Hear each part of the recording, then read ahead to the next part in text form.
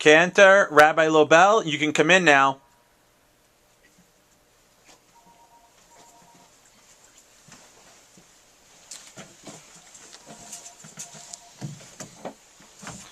I called both of you guys in here today because it's time for us to prepare for the new year. Yeah, I'm not sure why we're having this meeting so early. The high holidays aren't until the fall. We have our shofar, we have our robes. Why are we here? No, the Rosh Hashanah that you're thinking about is the one that comes up usually around October. But there's another one that's coming up, and that's the one that I'm thinking about. Oh, that Rosh Hashanah. Wait, what? Yes, Cantor, put away that binder of music. Rabbi, put away the shofar. It's not time to polish up the high holiday sermons or get ready for the music. This Rosh Hashanah is the 15th day of the month of Shvat. And it's time for us to think about trees. It's a time for us to feast with family and with friends.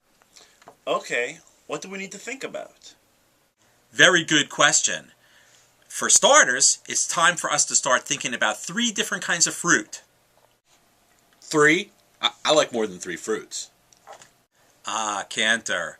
It's not the amount of fruits. It's 3 categories of fruits. 3 kinds of fruits that teach us important lessons about how we live our lives Jewishly. What are the categories?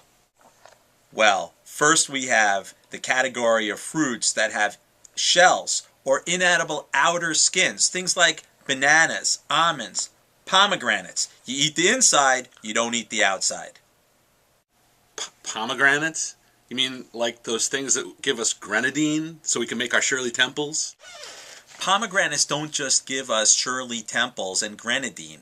Did you ever count how many seeds are inside of one? There's 613 seeds in it, the same number as the number of mitzvot. Okay, so what's the next category?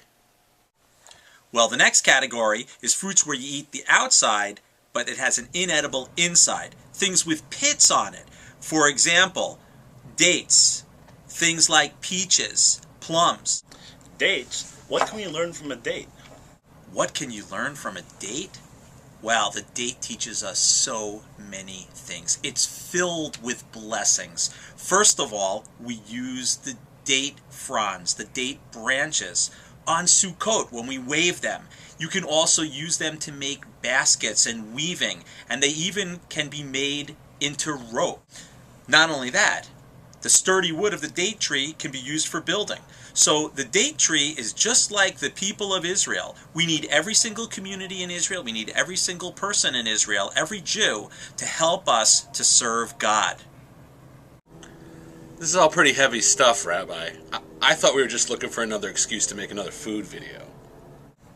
You with the food, always with the food videos. We haven't even heard what the last category is. Rabbi, tell us what it is. Well, the last category, of course, is foods that are entirely edible, the outside and the inside, like raisins, apples, and carob.